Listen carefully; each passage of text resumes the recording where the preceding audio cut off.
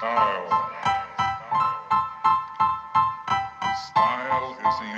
तुर्की में लोग शदीद दुखी हैं और अब उनका गुस्सा इतना ज्यादा निकल रहा है। इस वक्त तुर्की समेत पूरी दुनिया और पाकिस्तान में भी इवन के जो ट्रेंड चल रहा है उसमें जो कीवर्ड यूज हो रहा है वो है हाप। अब आप देखिए जरा कि तुर्की के अंदर इस वक्त आप सोशल मीडिया वहां का उठाकर देख लें तो तमाम के तमाम लोग वहां पर गुफ्तगू कर रहे हैं कि तुर्की में ये जो जलजिला आया है ये मैनमेड जलजिला है। इसके पीछे हाफ टेक्नोलॉजी का पूरा इस्तेमाल किया गया है और इस टेक्नोलॉजी को इस्तेमाल करते हुए तुर्की में जलजिला लाया गया है और वो शदीद गुस्से में तैयब उर्दुगान से मुतालबा कर रहे हैं कि इनफ इज इनफ। अब आपको अमेरिका और इन ताकतों को जवाब देना पड़ेगा क्योंकि इस दफा जो जलजिला आया है आप जरा ये मनाजिर देखिए। ये असल में एक टीवी चैनल ने क्रिएट किए हैं आपके लिए मनाजिर। उन्होंने एक्सपेरिमेंट करके आपको बताया कि 7.9 की शिद्दत का जब जलजिला आता है तो आपके कमरे और आपकी तमाम चीजों की क्या सूरत हाल है। 1700 बिल्डिंग्स कोलैप्स कर गई हैं। एक बात ज़हन में रखिए 1700 बिल्डिंग्स बहुत बड़ी बात होती है। 10 शहरों में 1700 बिल्डिंग्स कोलैप्स कर गई हैं। सीरिया में भी हुआ है, जॉर्डन में हुआ है, लेबनान में हुआ है, लेकिन सबके फेवरेट इसराइल में कुछ नहीं हुआ और सब हालात वहीं पर है। अब वहां पर जो सूरत हाल पैदा हो रही है कि वो उन्होंने दिखाया कि इतनी शिद्दत से जब ये जलजिला आता है तो आपका सब कुछ राख करके छोड़ता है और इवन के कई बिल्डिंग्स ऐसी हैं जिनमें दरार पड़ चुकी है और हो सकता है वो भी कल परसों या कुछ अरसे के बाद वो गिर जाए। तो यहाँ पर लोगों में गुस्सा पाया जा रहा है और वो कह रहे हैं कि हमने यहाँ पर जलजिले से पहले एक आग कोई देखी है, कुछ लोग कह रहे फायर देखी है, कुछ लोग कह रहे कि हमने रोशनी देखी है। और इवन के हालिया आप जानते हैं कि तुर्की में हुआ यूं है कि क्लाउड जो है वो आसमान पर नजर आया था तो उसको कहा गया जी माउंटेन्स की वजह से है, वो हवा का प्रेशर है, वो वहां पर जाकर हो जाता है। वहां पर लोगों ने कहा नहीं यहाँ पर कोई चीज हुई है। अब आप देखिए कि चंद दिन पहले ये मामला होता है और चंद दिन के बाद सूरत हाल ये पेश आती है कि तुर्की में जलजिला आ जाता है।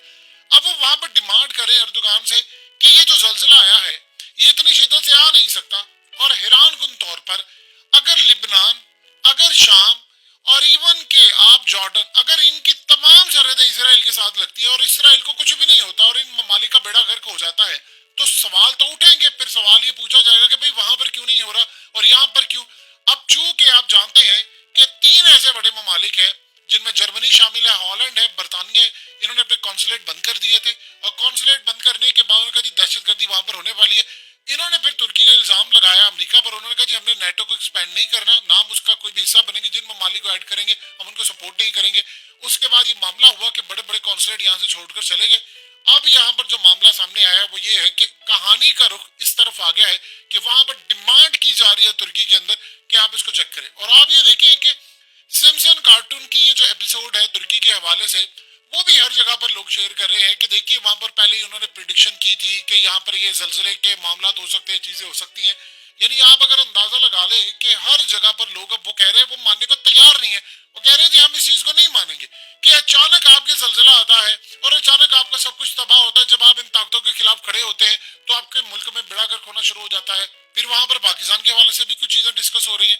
देखिए 2005 में जो पाकिस्तान में जलजिला आया था वो इतना भयानक था कि उसके बाद आपके मुल्क में दहशतगर्दी शुरू हुई। ये एनजीओ की आड़ के अंदर जो सारे ब्लैक वाटर के लोग आए तो ये पूरे पाकिस्तान में फैल गए थे और बाद में रेमंड डेविस जैसे जो लोग थे, यानी रेमंड डेविस को पकड़ लिया हमने, हम उसको सजा नहीं दे पाए। वो माई बाप जो हमारा अमेरिका बैठा हुआ है उसने कहा फोन करके वो तुम्हारी औकात, तुम हमारे सामने खड़े हो गए, फौरन से पहले इसको भेजो। तो हमने एक जाली सी दियत बनाकर पैसे पूसे देकर, उसकी फैमिली का आज तक पता ही नहीं है कि वो रहते कहाँ नहीं। अब पता सबको है कि वो जो मरने वाले वो 2 लोग थे वो असल में कौन थे। पाकिस्तान के तमाम लोगों को पता उनका ताल्लुक किनसे था और क्या मामला था, लेकिन अफसोस हमने अपना खून बेच दिया।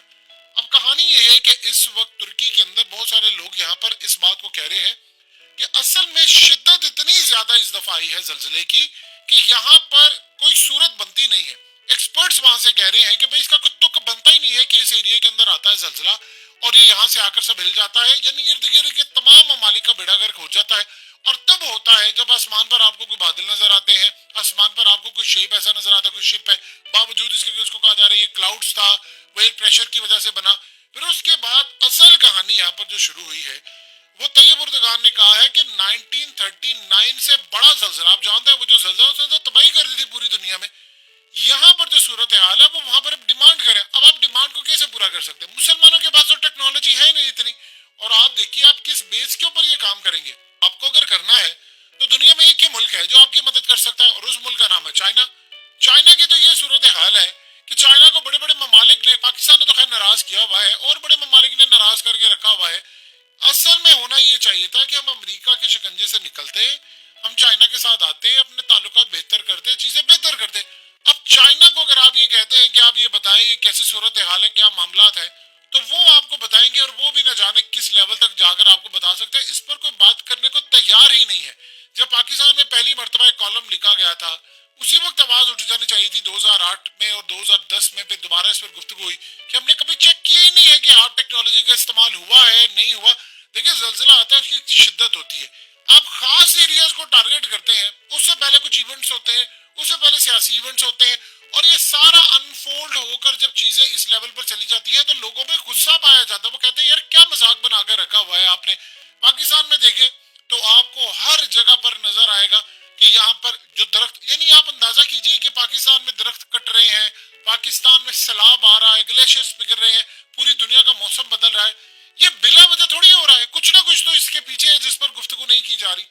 لہٰذا اس پورے کھیل کے اندر جو معاملہ سامنے آیا ہے وہ اصل میں ہمیں اسی بات کی طرف اشارہ دے رہا ہے کہ چیزیں بالکل آپ کے مطلب کے مطابق نہیں ہو پا رہی. اور جو آپ مثال کے طور پر اب اردوغان کے لیے مسئلہ یہ پیدا ہو گیا ہے کہ وہ اس وقت الزام نہیں لگا سکتے کسی کے اوپر. انہوں نے آلریڈی امریکہ کے اوپر الزام لگایا ویسٹ کے اوپر کہ یہ ترکی میں دہشت گردی پھیلاتے ہیں. اصل میں دہشت گردی کے پیچھے یہ ہماری تو زبانوں کو لکوا مارا گیا ہے کہ ہم کہہ ہی نہیں سکتے کہ ٹی ٹی وی کے پیچھے امریکہ اور یہ وہ ہے.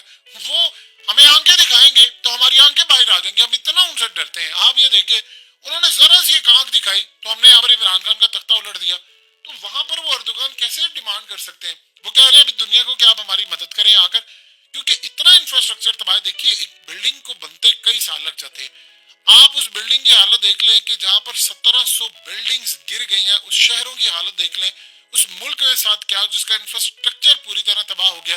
الیکشن سر پر کھڑے ہیں. اس صورتحال میں ظاہر سی بات ہے اردوغان جتنا مرضی کر لیں وہ یہاں پر چیزوں کو مینج نہیں کر پائیں گے. ہائی ویز تباہ ہو گئی ہیں, آپ کیسے کر پائیں گے؟